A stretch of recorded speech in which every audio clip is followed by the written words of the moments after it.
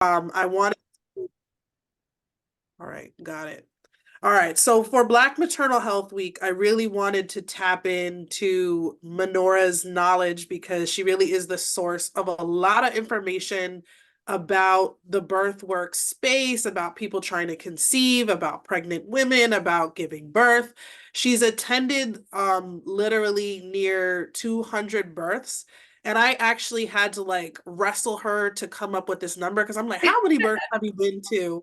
She was like, I don't like to really, count babies like that. But when you think about somebody who has actually attended 200 births, who has walked this walk with so many different women, this person has collected so much knowledge that I just felt like this topic of Black maternal health, I know she has a lot to say. She has a lot of knowledge to share on it and about it.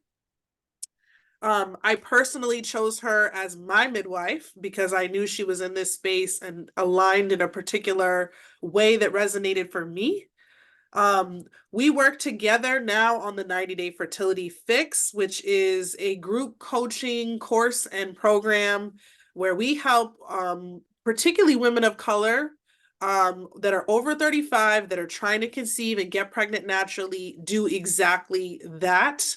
Um, I work as an Ayurvedic fertility coach in that program for a much longer time period, over a decade. I've been in the Ayurvedic space, women's wellness, women's health.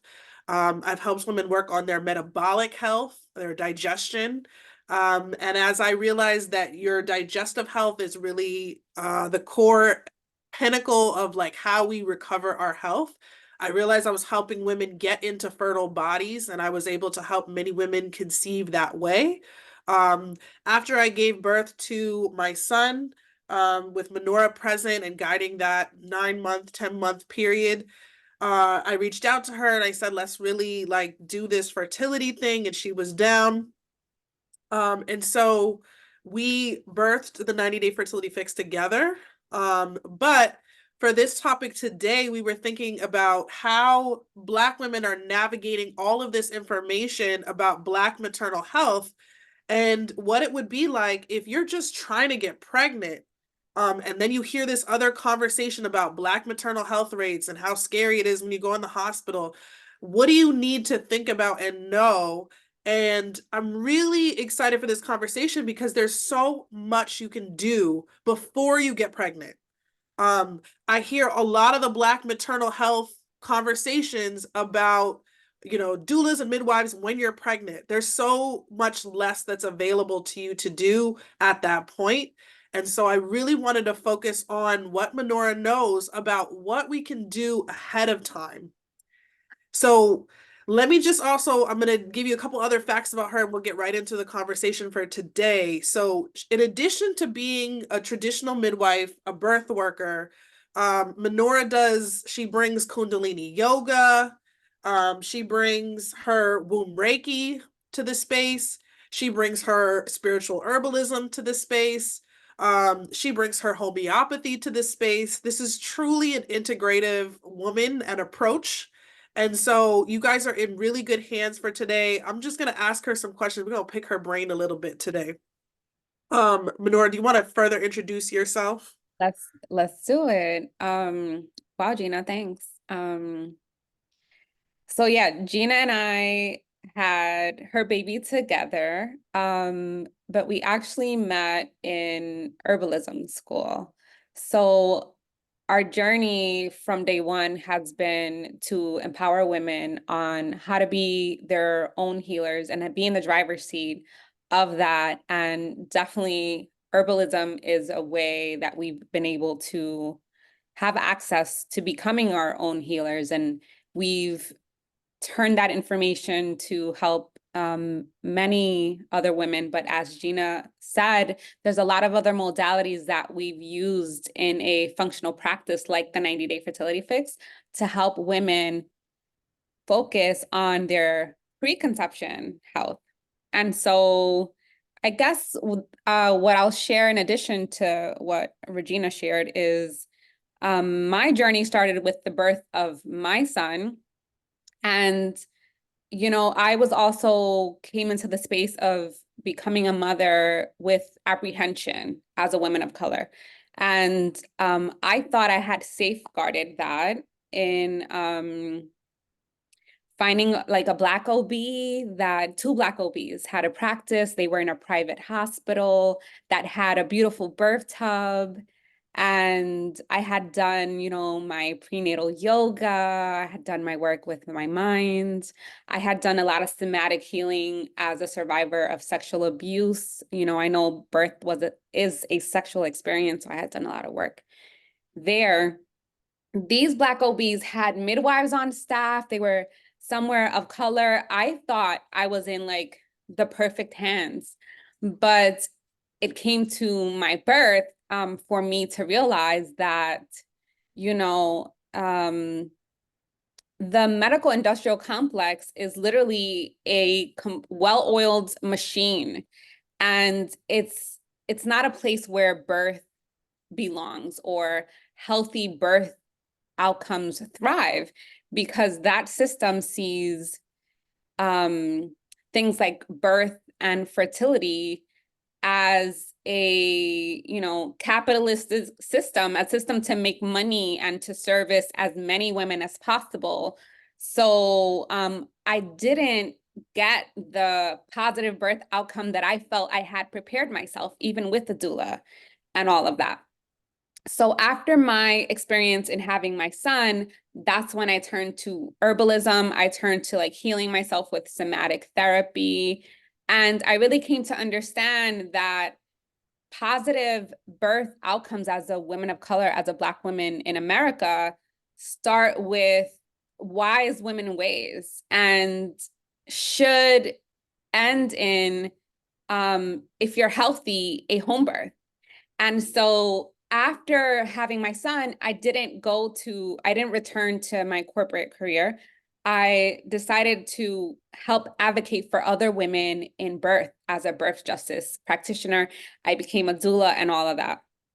And so, as Regina mentioned, I have attended near 200 births, and that has been, a good share of that in the hospitals.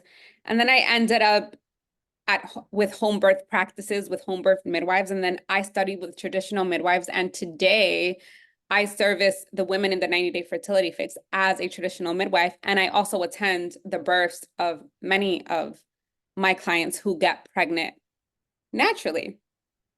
So really my lens to preconception health is that I noticed that, like Regina said, by the time you're pregnant, the issues that we will discuss here today, if they come up, there was plenty of opportunity to, in preconception, to make an impression on that, so that when you are pregnant and become pregnant and are postpartum, or even well into your menopause, you're not then facing with the issues that you could have proactively before you even conceived.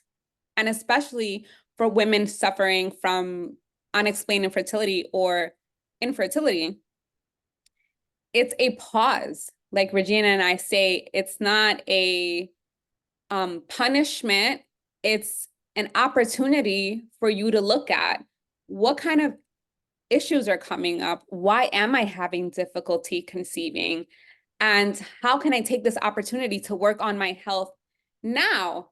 Because, Regina will tell you in the 90-day fertility fix, our mantra is a healthy body is a fertile body.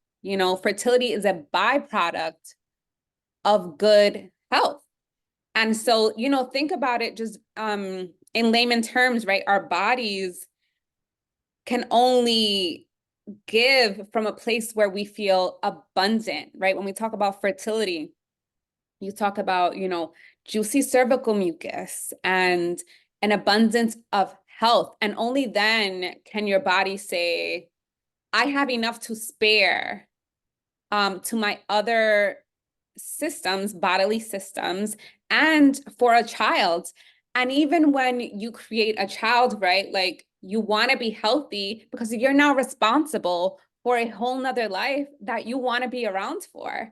So I noticed that, okay, well, if I really want to affect my community and positive health outcomes for women of color and Black women, then I can start that with fertility in preconception.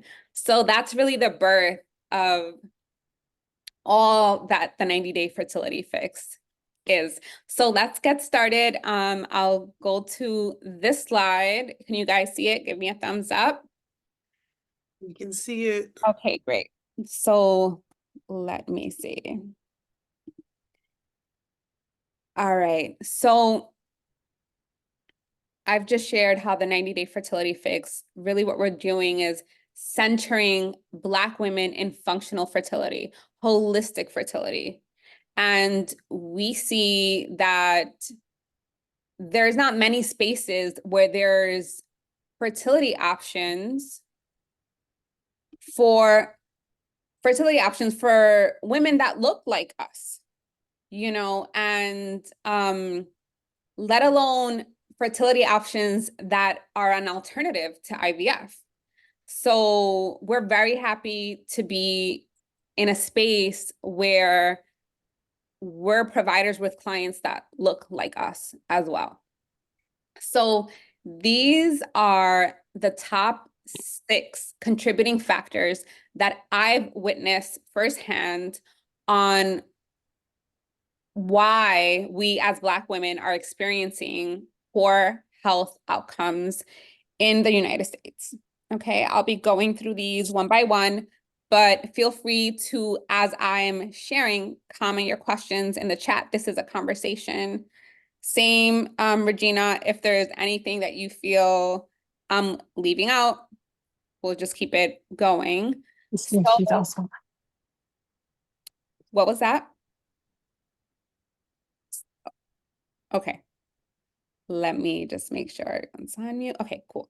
So yes, let's go through the 6 contributing factors in poor health outcomes that I've experienced as a birth worker and a traditional midwife in my work. The first is high blood pressure and preeclampsia. And you may know that high blood pressure is one of the signs of preeclampsia.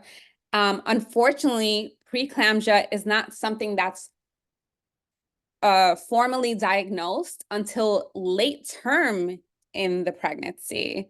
And in order to diagnose that, they would not only need to see an elevated high blood pressure, but they would need to see particular protein in your urine. So think about that. If you are near full term and your body is under the pressure of having to sustain growing life in you to full term, then at that point, it can be very late in the game, like Regina said, to affect something like that. And so some women come to us to the 90-day fertility fix with high blood pressure. And so it's a great time for them to improve their health outcomes for when they are becoming mothers or pregnant. And so you may be asking yourself, and I'll be going in and out of these contributing factors because they are interrelated. You know, anyone who tries to solve your health issue with a one faceted solution is not going to do you the same service as someone that's looking at you as a whole, like in functional medicine, like Regina and I practice. So why do so many women, Black women, suffer from high blood pressure? Okay. If you have any idea of that, please comment in the chat. But it's really stress is the #1 reason why Black women are plagued with high blood pressure. And so you may be asking yourself, like, well, why are we stressed? And so the reason, like, well, why aren't we stressed? Right? Because it can range from all the way to having to be a Black woman in America, you know, the breakdown of family systems, racism. You know, I've even heard scholars say, like, surviving slavery, intergenerational stress, at a molecular level, right? We are a capitalistic environment. We're trying to survive constantly. So the pressures on Black women is a lot more evident and prevalent than our white counterparts. And so, yes, stress management is essential in us managing preeclampsia in pregnancy and even high blood pressure in preconception. So as I share each point, what I'll do is I'll share tips so that if you're one whose family tends to suffer from high blood pressure, or you know that the women who have given birth in your family have developed preeclampsia, or you have been managing a lot of stress, you can take some of these gems with you back home that are accessible and easy for you to implement now in preconception. Okay. So when I see, yes, Regina. I was just going to say that I think something that we see in our program is that a lot of people think because they're managing their life well, that they're managing their stress well. And I just wanted to jump in and say that like those two things are not always the same thing. We call affectionately all the women in the program bossed up but burned out. And we say that because these women are like high achieving, they are running a nonprofit, they have their own businesses, they are thriving by all outward measures. But you start looking at the vital signs in their body, and we see like things are erratic, which means like the body is literally holding the stress on their behalf. And sometimes we have to remind people too that like stress is not always just like a headache and people that stress you out. It's also like people that are just overly doing it. Like they are maybe traveling too much, or they are, the kind of people that say yes to every social invitation. They're out on the streets. They might describe themselves as having a full, juicy, fun life, but their body is actually saying, like, I'm stressed, girl. I'm stressed. So I am excited to hear about what tips you would have for people, but I did want people that were here to not dismiss that this might not apply to them because they're like, oh, but I'm making it by. I got it. Everybody scores super high on the stress indicators when we actually do the root cause quiz, even if they are like, that's not what they think they're coming in with. So I look forward to hearing the tips that you have for this particular one, because I know this resonates with a lot of people. Yes, and Gina, this may sound familiar because it's something that I encouraged you while you were pregnant, as a way to proactively, right? In functional medicine, it's all about looking at the root causes, but also proactively addressing things so that they don't become bigger things later on. So my recommendation as a traditional midwife for anyone who is concerned about developing preeclampsia and high blood pressure is actually opposite of what you see in the medical industrial complex, right? So you may hear like, well, take baby aspirin, but it's like, first of all, that can have adverse effects on your liver. The liver is the pathway that, as a holistic, reproductive health coach and traditional midwife, is where I'm going to look to support our bodies when I'm looking to have a positive effect on high blood pressure or preeclampsia. And the pathways that help support the liver are calcium, potassium, and magnesium. So I will say those are great things to make sure that you're either getting through a whole food diet or you are supplementing with food-based herbs, for example. So magnesium, it's great to have.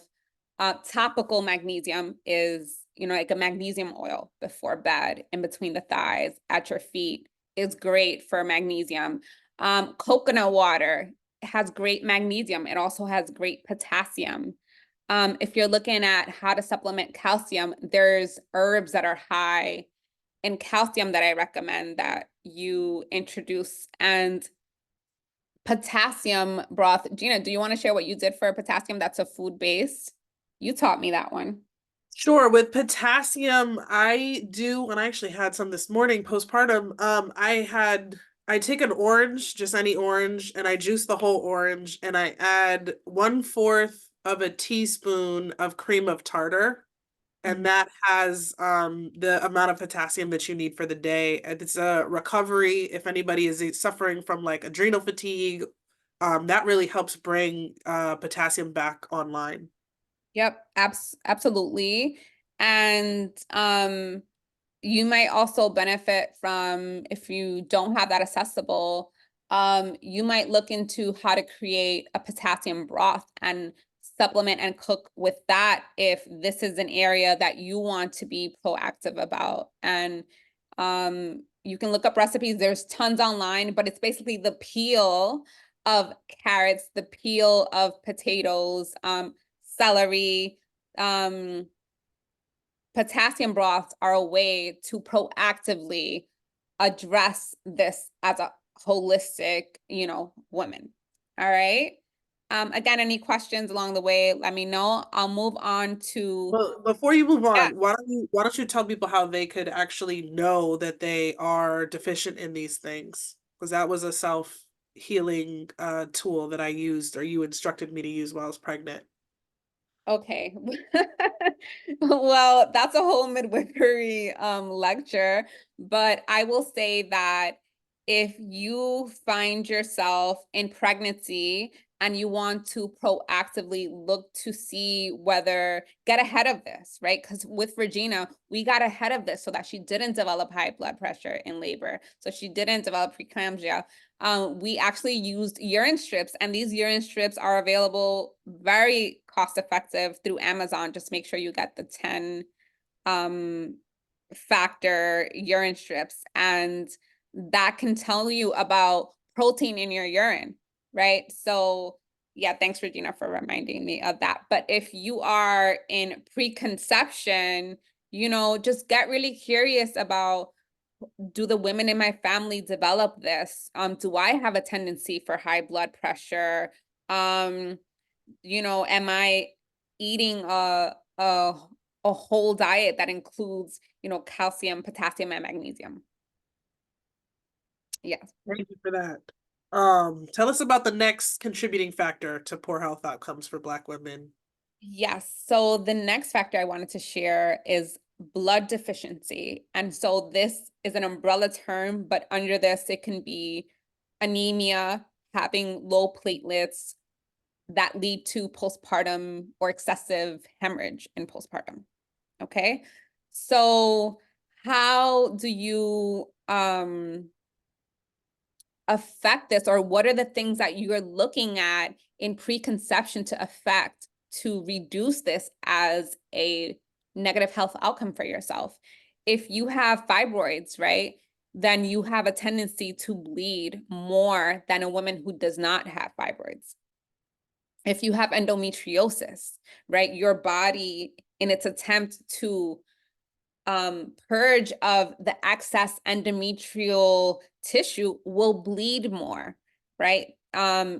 If you are, I'm not, gonna say no names here, but if you have a tendency to feel lightheaded, or you would faint as a child, or if you are chronically anemic, simply looking under your eyelids and looking at the color under your eyelids. Is it rich and red, or is it pale? That can tell you a lot about your blood levels. And so I want to share that having like anemia or low blood platelets and the reproductive issues that I've mentioned already put you at a higher risk for hemorrhaging postpartum, and it can be very detrimental to your health postpartum, you can feel very weak for a long time.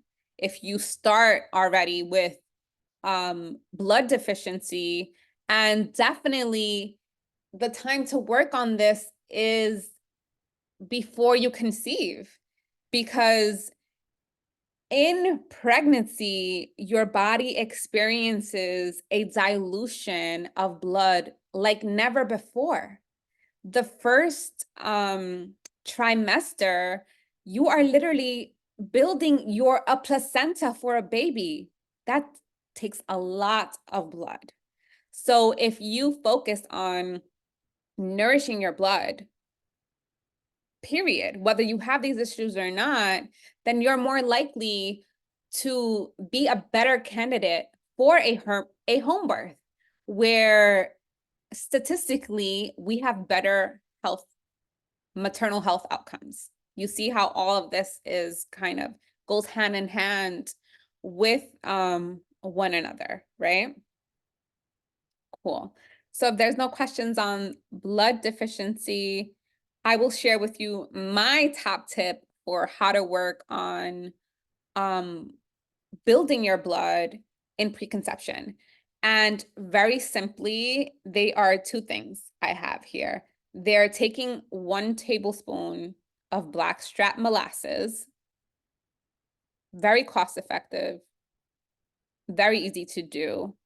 Yes, the taste is a little funky, but you get used to it and it works. And it works. And the other thing I'm going to recommend as an herbalist, and Regina, this might sound familiar, but it's nettles. Like nettles is the A through Z. Nettles is the OG of prenatal vitamins. You know, as a traditional midwife, I tell my clients, like, forget the synthetic multivitamins that you find at like your CVS and your Walgreens. An infusion, if you look up how to prepare an herbal infusion, which is different than just letting it soak for a couple minutes, but an herbal infusion of nettles and rose hips, right, can increase your blood count exponentially. And that can start now, and you don't have to do this religiously, but at least while you're menstruating, right? When you are in a place where you're naturally in a bleeding or losing blood, you can implement this as a self-care practice for yourself. Anything you want to add, Regina? I know this. I just love the molasses suggestion because it's ancestral. Like any of us who have heritage in the South, like that's people were, definitely consuming, African Americans were definitely consuming molasses. And then when I was living in Egypt, there's a lot of medicine in that region that instead of molasses is used very medicinally for these exact reasons. So I love that suggestion a lot. Mm-hmm. Yeah, like I said, people aren't sometimes used to the flavor, but it really does so much more than taking synthetic iron that can make you constipated, right? All of my recommendations are going to be looking at what foods and what herbs can provide you this that may be already available in your kitchen or for low costs at your local supermarket. Okay, so let's move on to the third contributing factor for poor health outcomes in Black women. I want to share with you that it's gestational diabetes. Okay, and so gestational diabetes is there's many women who in labor or in pregnancy develop diabetes, right? And many times they're like, oh my God, like I'm in shock. I never had diabetes before. But, Regina and I can tell you that every single client that we've had come through our program at the 90-day fertility fix has had signs of insulin resistance. right? And so even though the medical industrial complex doesn't raise that flag for women in pregnancy until very late in the game, they don't test you, they don't do your blood sugar test until damn near the end, right? And even when they do the test, they give you a bunch of synthetic sugar to begin with, right? So what it's important for you to do in preconception as a Black woman is look at what are your practices to balance your blood sugar and your insulin. Okay. And Regina, can you share for us how insulin is a precursor for so much of our reproductive health? For sure. So if we think about like all of our reproductive hormones, and that's most of what we hear as a like talking point in the fertility space is progesterone, estrogen, testosterone, those things. But in order to affect those things positively, we have to look upstream. And the order goes oxytocin, which is like your pleasure, like are you having some type of pleasure? Then it goes cortisol, which is like are you stressed? And then it goes insulin. So if anything upstream before that is affected, then we have distorted hormones and distorted hormone production. So that insulin resistance is huge, but we've all heard of the correlation between, stress and or cortisol stress, think of those in the same sentence.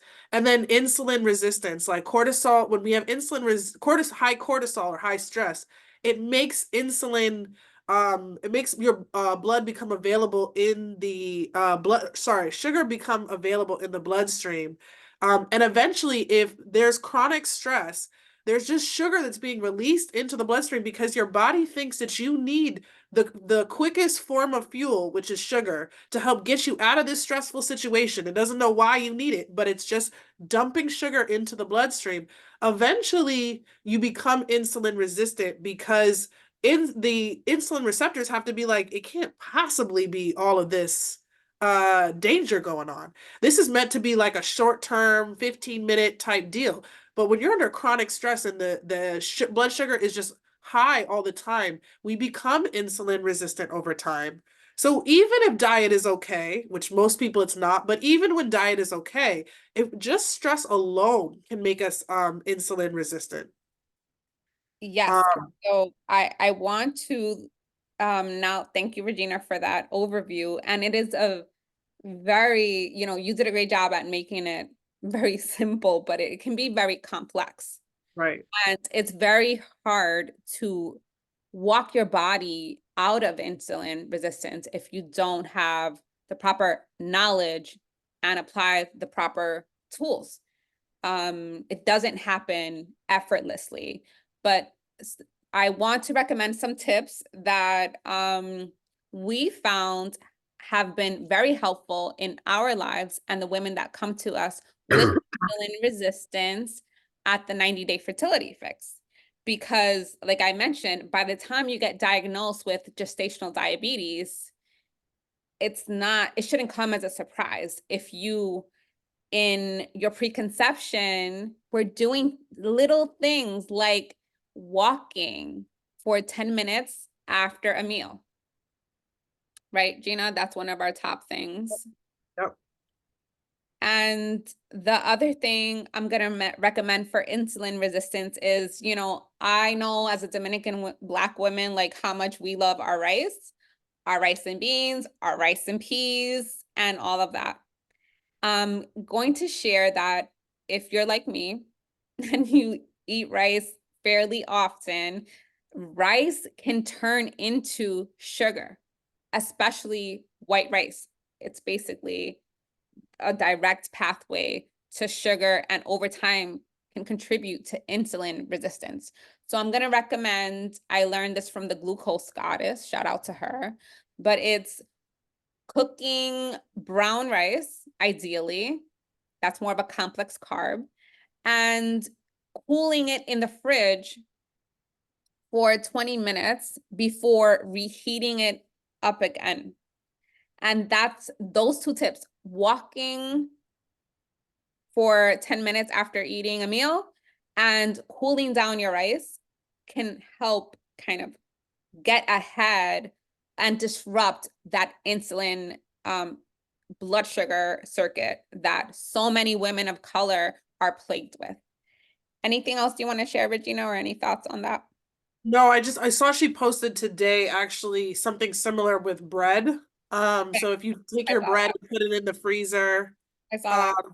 yeah, you put the bread in the freezer and take it out. This is true of any starch. If you put it in the the freezer or the fridge, Mhm. the effect, the glucose spike that it causes Yeah. is just diminished. So it's definitely a biohack to like keep in mind. Yep, absolutely. Okay.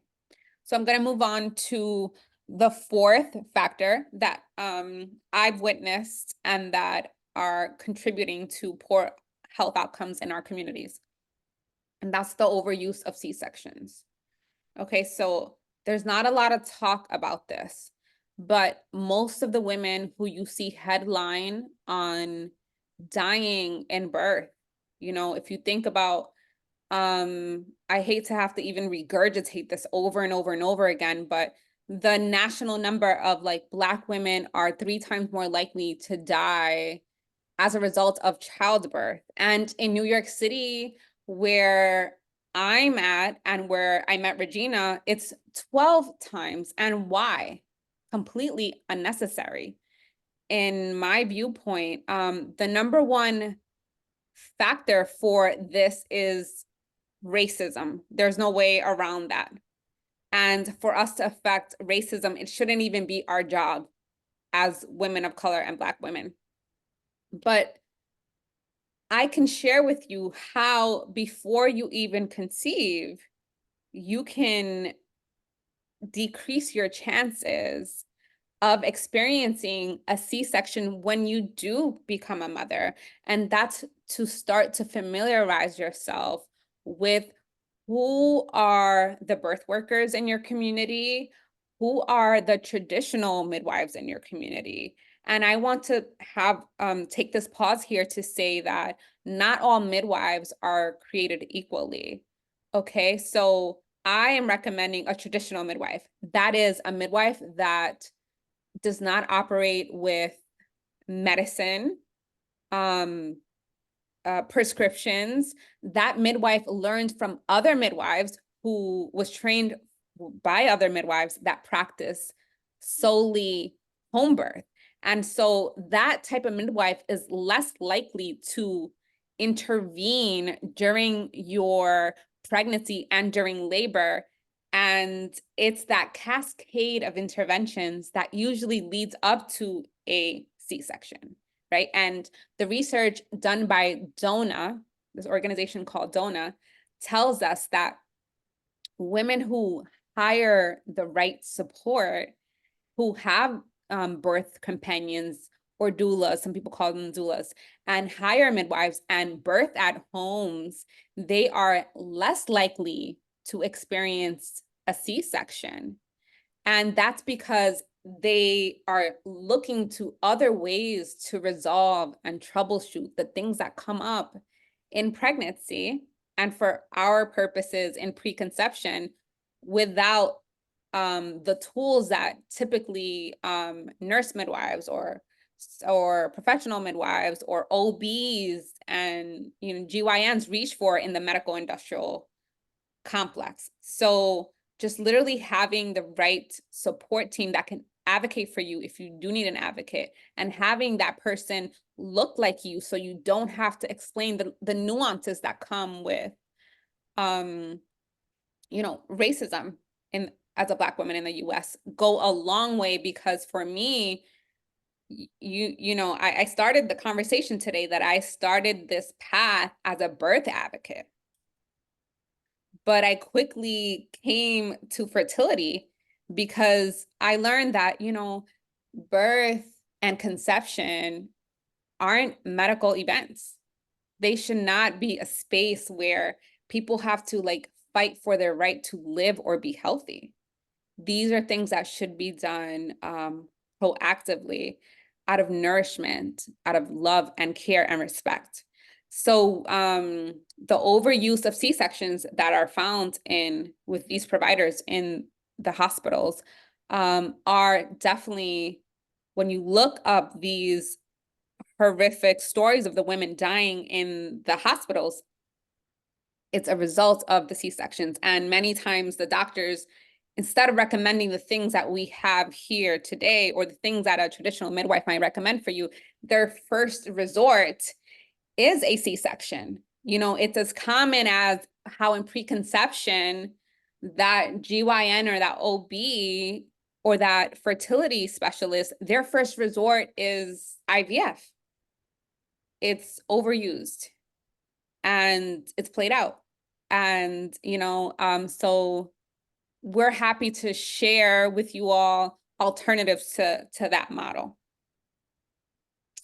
Gina? So I just want to chime in because sometimes I know when people are new to like holistic lifestyles, like for instance, my daughter has allergies, so you know, I will give her chamomile tea to put in her eye.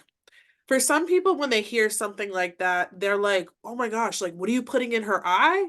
And I'm like, I'm putting chamomile tea. And she's found that it works. And I'll go up to the school with a cup of chamomile tea. And the school nurse is like, I absolutely am not handling that. You got to do it yourself. It works every time. But my thinking of when I hear people question me is always like, well, what are you putting in your eye when you use Visine? What type of crazy chemicals are you using that are just like tightening up your blood vessels so you don't have red eyes? But like what is that you're putting in your eyes? For me, it sounds crazy for people to use those kinds of things.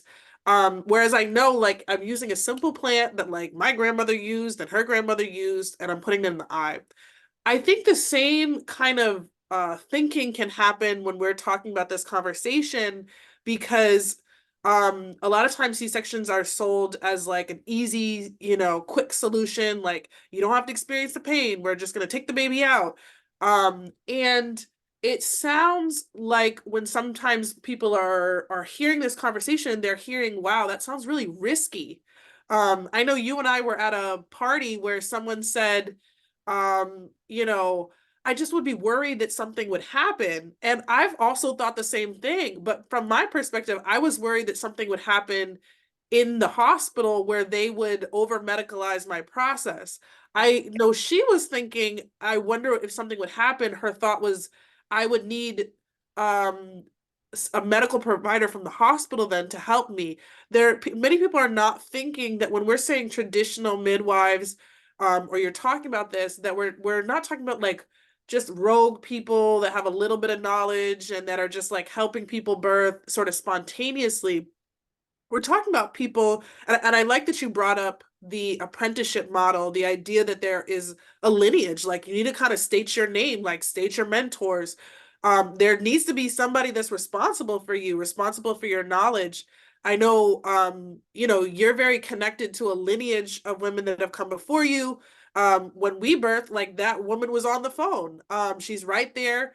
And I was impressed, I'll say, as somebody who's been through this experience with your level of knowledge, because, you know, sometimes I hear, you know, people just pop up on the internet and they are sharing random facts like you take, you know, nettles for this or clover for that. I've even seen people show herbs and I'm like, that's not the herb. I hope no one takes whatever it is that those berries are poisonous. Whatever berries you're trying to tell people are elderberries are not elderberries. So Oh, there is kind of like fly by night, like, hey, I'm a healer now type people. And yeah. that's definitely not what we're talking about. We're talking about people that are, you know, deep in their study.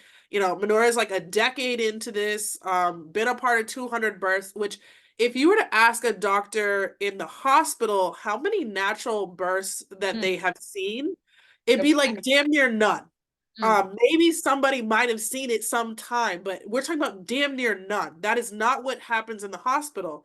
yeah. So Lenora, by virtue of the work that she's done and been a part of, has literally seen more natural births than any doctor you could walk into any office and request. And so I just want to alleviate any fears, or if anybody's thinking like, wow, this is starting to sound a little rogue, um, just that we are clear about the fact that like there are people that possess this knowledge that have been trained and trained and trained and trained, and actually don't just like take a class on the weekend and then like, hey, I'm a midwife now. They literally stay connected, stay learning, stay in community, and just keep doing this work. And I think as someone who has probably an abnormal amount of birth worker friends, You um, do. cause like 2/3 of my friends are probably birth workers, but like as someone who is also now given birth, I want to say that like I I think I used to say like everyone should get a doula, everybody should get somebody, get somebody. I realized through my own experience, because if you know anything about my story, you know that I was told I would not be able to get pregnant because I had PCOS. So I was going into birth thinking I shouldn't even be here. I literally should not have even be able to get pregnant. So then I was wondering, is what they're talking about, I'm not going to end up with a baby at the end of this 10 months. So that was my fear my entire, time, is at any point this could end. But Wow. one thing I realized going through this process was you better get somebody who has medical knowledge. You want more than like somebody who's like, I'll, make you some placenta jewelry or encapsulate your placenta. You better get you somebody that really, really knows the body, that knows, has multiple solutions for things. And when I think about how many different things you and I were able to stave off, there's so many different points in my journey where it was like, well, this looks a little elevated, and we brought it back down. And this is looking a little, and we brought it back down. There's Mhm. so many different times that if I was continued to see my OBGYN, who was also a Black lady that I waited months to get into her practice. But again, all skin folk are not kinfolk. And so I also just want to say that like it takes I want them to be Black, but I also want them to like understand and believe in the sacredness of this process, the divinity of this process, and then have some knowledge about the body. Like that kind of trinity has to line up in order for me, I know for me personally, for me to think I'm in good hands, and actually I can just like let myself be pregnant, and I'm going to let somebody help quarterback like my health. I want somebody to oversee my health. But in order for me, type A control freak, to give up that kind of, Capricorn. right, Capricorn, I'm gonna do it myself, I never asked for help, like that type of vibe, for me to give up that type of I'm gonna just take advice kind of role. It really did require that union of all of those different things. So I just want to allay any fears that might be like, these people are just rogue. We're not 100% rogue. We not new to this, we true to this. So I just wanted to say that. And I appreciate that. And my goal is that, for anyone who watches this, is that they see how all of these factors that I'm sharing that are plaguing us as Black women, they're not like the boogeyman that just show up out of nowhere. And really, we are blessed to, before even pregnancy, affect these because they can increase your chances of natural conception.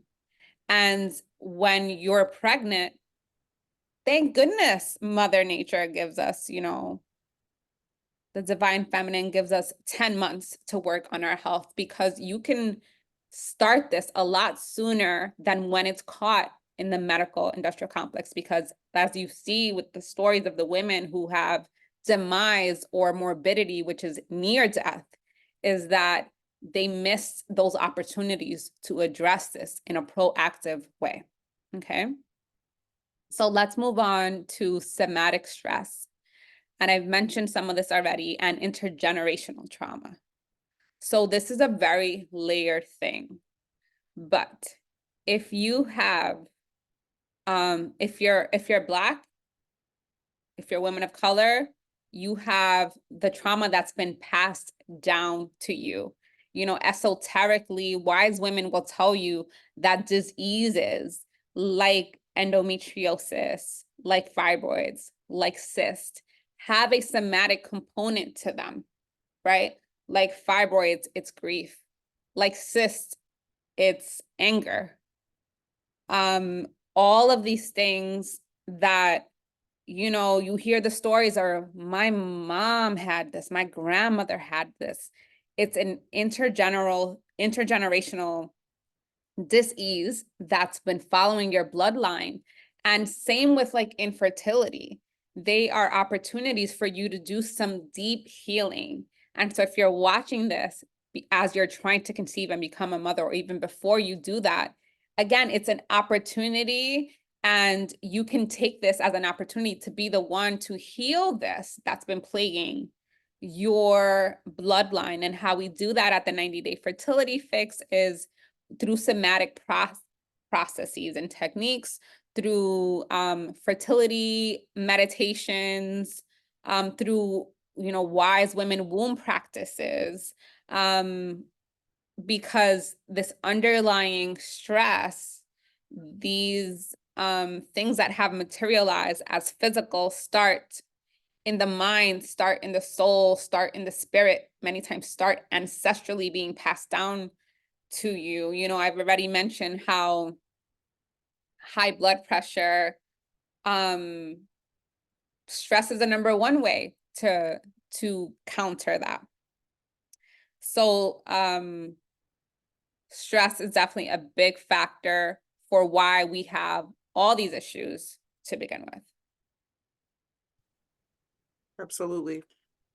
Okay, and then I'll move on to Angina, if you could take a look at the chat while I move on to the next one, just in case there's any questions I'm missing. But womb gut imbalances. Now, this may be your first time if you've never heard about the 90-day fertility fix and how we focus on restoring the womb gut connection, that you even heard that these two things are even interconnected. And I'm gonna actually pass this on to Regina because she's our expert on the womb gut connection, Ayurveda, and metabolic health. But I'm gonna leave you with something I actually shared today. Regina, I learned it in the fertility summit that you and I attended. And so the Western medicine has for a long time believed that the vaginal canal should only have lactobacillus, I believe it was Regina. There's two variants. One that they say it's okay if you're Black, Hispanic, or brown. You know, they kind of overlook it and they say it's okay. But I learned today that the only reason why it's present to begin with is because Black women and women of color are predisposed to gut dysbiosis and gut imbalances. So we already are predisposed, for example, when pregnancy, to have bacteria as Black women that are not healthy, which are normalized in these systems, is my point. So, Regina, can you tell us a bit about what the womb gut connection is and why, as Black women, we should care about this connection? Okay. Yeah, so let's talk about the womb gut connection. And I'm gonna come to you, Yolanda, with the probiotic question because I think it's super relevant. So the womb gut connection is literally the concept that your womb and your gut are connected. They are connected in a multitude of ways, so it's not just one. But they include your HPA axis, which is basically your vagus nerve. It's the hypothalamus pituitary axis. So there are different like wirings of the nervous system that connects your womb and your gut. They also are connected through something called crosstalk, which is your microbiome of your gut and the microbiome of your vaginal uteral canal, because that has its own microbiome. those different colonies are sending messages up and downstream, and they are getting and receiving messages from each other that actually alter the colony downstream. So when your gut is out of balance, your vaginal uteral canal also falls out of balance. And their makeup should be very different because the vagina actually faces the outside world, but they still impact each other. Um, they also, the immune system is also communicating between your vagina and your uterus, or sorry, in the gut. So there's a lot of different kinds of conversation that is being shared. There's like basically like highways of information. Consider it like a 4-lane highway. Tons of information is going back and forth between your womb and your gut. And truly, it's your brain, your gut, and your womb are having these conversations. We call that your feminine axis of fertility, and it's really the work that we do in the 90-day fertility fix is look at those 3 sites and see, are they operating well and are they communicating well? Because that is what infertility is some type of communication between those, or the structures themselves are having some type of issue. And our job is to hunt and figure out what along that axis is not working properly. Womb gut imbalances are interesting because if you look at the statistics, 80% of unexplained infertility is correlated with massive gut dysbiosis. So by definition, we shouldn't even be calling it unexplained infertility. We know that there's a gut component. And we also see like a profile of gut dysbiosis that is occurring whenever you have anything that is like a diagnosable illness. So if you have PCOS, endometriosis, fibroids, you can look at the gut and there is everyone's microbiome is different. So it's not the same microbiome. It's not a picture of something that is like this is the same, but there are characteristics of the microbiome that are out of balance. And sometimes it's some bacteria, it's not necessarily bad, but it's overgrown. And sometimes it is harmful bacteria itself. But that causes kind of like when we were talking about the cascade of hormones, but it causes a series of reactions that can cause inflammation in the body. You may be experiencing autoimmune-like conditions. You may have an irregular menstrual cycle. You may have pain during your menstrual cycle. There's so many different things that could happen, but all of them have a gut component. And the reason why I entered this work actually is because Ayurveda, it is the science, the 5,000-year-old healing technology, the science of basically keeping your digestion alive. And because they focused on that, because the gut is the root of all health and healing in the body, and more modern science is proving that to be true. That all these different dysbioses and these conditions that happen in the body have a gut component. So we bring that to the 90-day fertility fix. And unfortunately, probiotics, most probiotics, 99.9% of the probiotics that are on the market right now, basically like are going to get burnt up by your digestive system. So they don't change the profile of your microbiome. They may help it be easier for you to digest that particular meal, but if you stop taking those probiotics, it doesn't help. And other probiotics are not even alive. So probiotics, kombucha, fermented foods, they're all maybe part of a solution, but they are not the solution themselves. And if you are in a particular place of dysbiosis, they actually can make it worse. So I just want to say that because a lot of times, like people in the like everyone's getting on the gut train, and I just hear like random gut solutions like eat some sauerkraut and take some probiotics or drink kombucha. And I know that when I had gut dysbiosis and was facing infertility, I literally would get more inflamed by taking things like that. There's some more sophisticated probiotics that are on the market. There's gut testing that can help you identify exactly which strains you need, but these are things that actually need to be approached holistically because again, like the quickest thing that will disturb the gut is the mind. That's why we include brain, gut, womb. The quickest thing is the mind.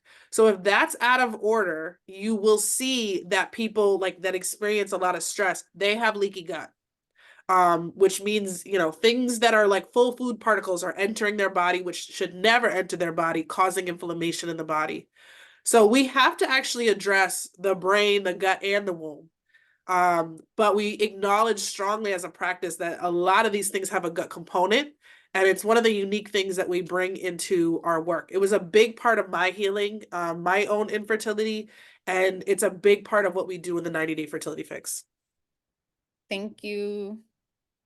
I do want to add, as a traditional midwife, yes, when you are prenatal, we do recommend things like kombucha, like a fermented food, definitely ancestral fermented foods, like yogurt, like prebiotics, but like Regina said, or even I'm gonna say garlic intravaginally before a GBS test, right? But like Regina said, when it comes to infertility, 80% of infertility is rooted in a gut imbalance. So it requires a lot more than that. And I hope that answers your question, Yolanda. So, Regina, I've shared plenty of tips for our viewers who are looking to proactively address their maternal health outcomes even before they conceive. But can you tell us a bit more about what holistic and proactive solutions we have coming up at the 90-day fertility fix that anyone can join in? Sure. So along with this discussion about gut health, we are going to be having a seasonal digestive and metabolic cleanse or reset for fertility.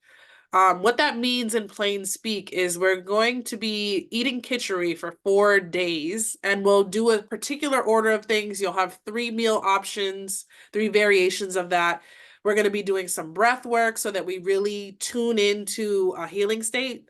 We talk about it all the time, but you can't actually heal when you are in a fight or flight state. So we'll be doing some breath work to tune in to our bodies. But this is one of the Ritucharya practices, and Ritucharya are the seasonal cleansing practices. Um, and the daily practices and the seasonal practice are what we say in Ayurveda: prevent all illness, cure all illness. If you were to do these things, you could walk yourself literally out of anything if you have enough time. And you do them with consistency. They're deceptively simple. So a lot of the suggestions that Menorah gave us, like take molasses, walk 10 minutes after a meal, deceptively simple. But you will see a profound change if you do them daily. And this is one of those practices, a seasonal cleansing practice, as we shift from the cold weather to the warm weather or the warmer weather. Our digestion usually gets sluggish. There's a lot of cloudy days. Our digestion is not as strong. And this reset helps us to adjust our digestion. It also helps to light our, what we call Agni, or our fire, our digestive fire. And I mean digestion. When we say digestion, we mean your gut. We mean at the cellular level, your mitochondria. We mean your intelligence, your brain. We mean your ability to digest life.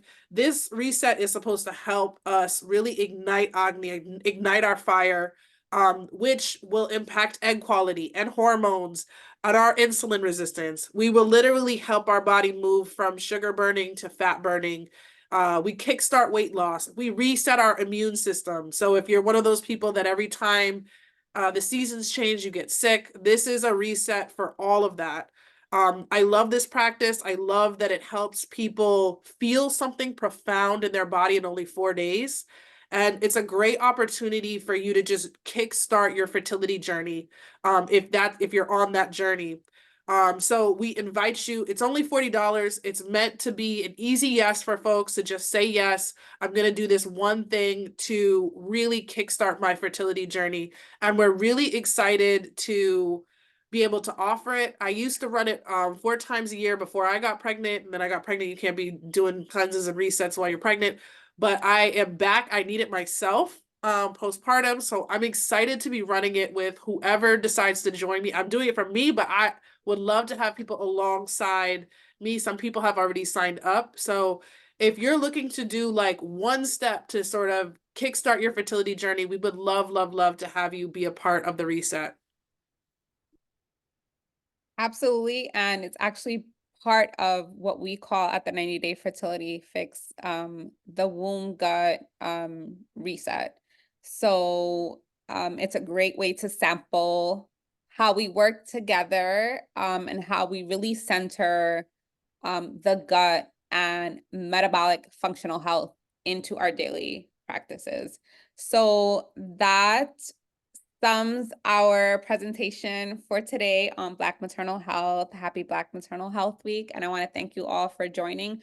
I'm gonna stop the recording so that if there's any questions, then we can do that privately here. So let me see. All participants. Okay.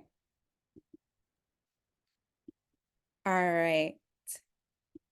Any questions, you all? Anything Yeah. that came up for anybody, or anything that was new or resonated for anybody?